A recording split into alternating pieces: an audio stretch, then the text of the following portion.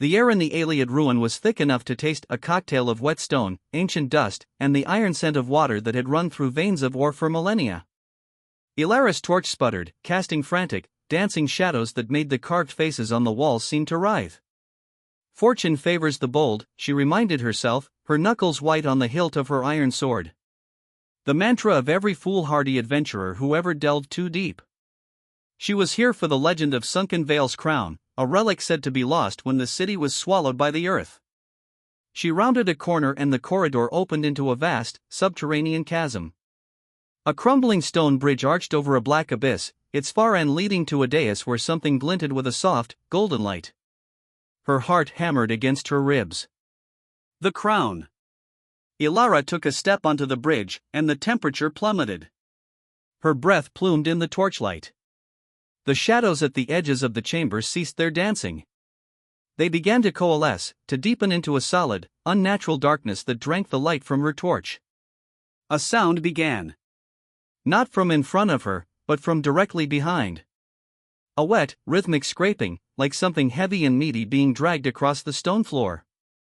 It was close. Too close. Every hair on her neck stood erect. A primal fear, older than reason, locked her muscles. Don't turn around. The command was not her own, it was an instinct screamed from the most ancient part of her brain.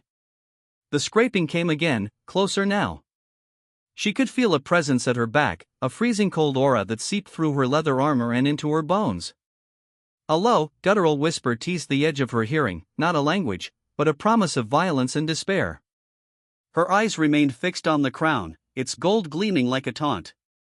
Salvation was 20 paces away. Damnation was right behind her. Just a quick glance, a desperate part of her mind pleaded.